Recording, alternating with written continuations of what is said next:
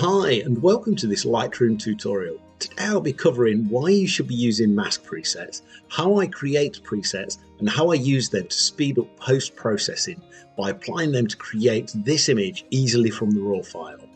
So what is a mask preset? These exist within the Develop module and provide the capability of saving and assigning predefined customizations to a mask. And in this video, I'll show you how to create, save and use mask presets to enhance your post-processing. First, let's create a virtual copy. Switch the profile to Adobe Landscape. That's my normal one for working. And we'll create our first mask. And in this instance, we'll create the sky. What I want to do is create a more stormy look to the sky. And now we can see that we have the preset option come up within our mask definition. Now let's make our sky look more stormy. That's the preset that I want to create. First things first, I shall up the contrast quite a bit. I want to get a bit more detail in there. I want to drop down the white. So I will drop the exposure down very slightly. As you can see, it's starting to look a little bit more stormy. I will increase the texture by quite a bit. I'm exaggerating what I would normally do just for the purposes of it being displayed correctly on the screen. Now that we have our sky how we want it, let's save this as a preset by clicking on the preset name.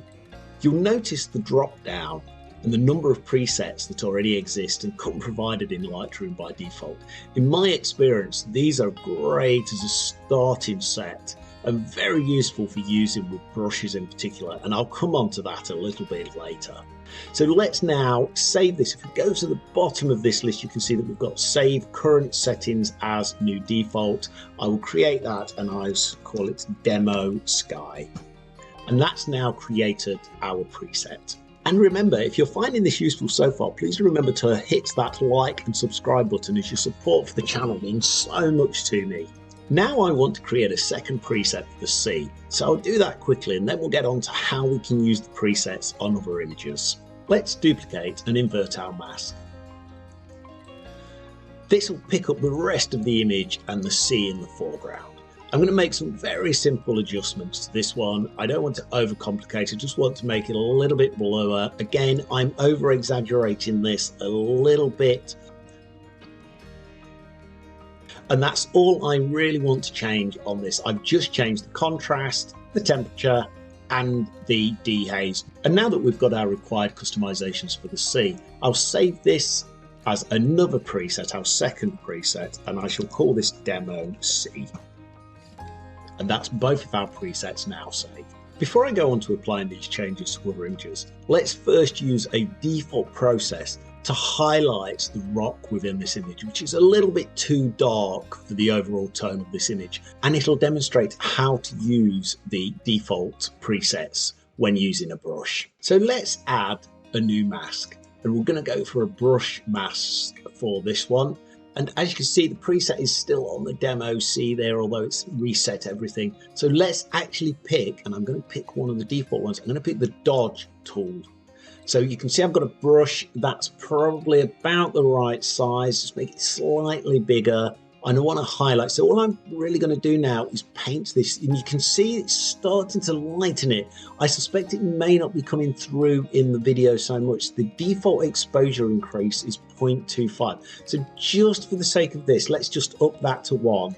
And we can see what it's doing here on this rock now. We can see that it's highlighted that rock. So if I switch it off, let's hide that. You can now see how dark it was. And if I bring it back in, you can see that it's lightened the details in that rock. And that's how you can use the presets on the brushes. And you can apply that principle to all of the presets and all of the different masks. Now let's get back to our created presets and how to apply them to other images. I have a completely different image here, taken on a completely different location, completely different depth. Let's get rid of our masks just for the time being. I just want to apply this to Adobe Landscape profile again, and I just want to increase the exposure just a little bit, just to give us that. You can see the histogram there, just moving to the right now. Just slightly more, just gives a bit more of a central balance. Brilliant, and now we'll start to apply our presets. Now let's create a sky mask so that we can apply our presets that we've created. So we now have our sky selected, and all I need to do is come down here and I can now just simply assign the demo sky.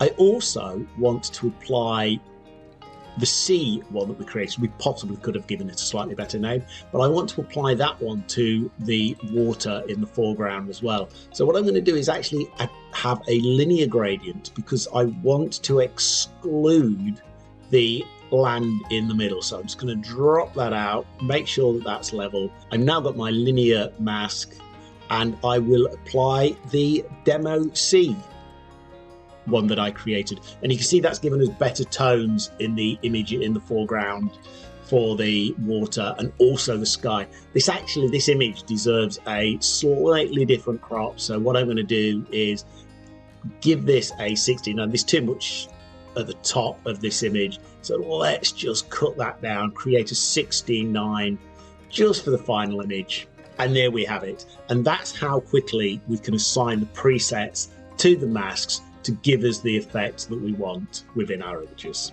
And that's all there is to it.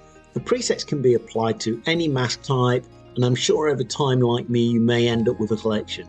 Remember to decide on a naming standard at the beginning so that you can keep them organized within your Lightroom environment. And please remember to like and subscribe to my channel if you found this useful. Feel free to check out my other videos, which I'll drop links into the description below. And I'll see you again soon. Thank you very much for watching.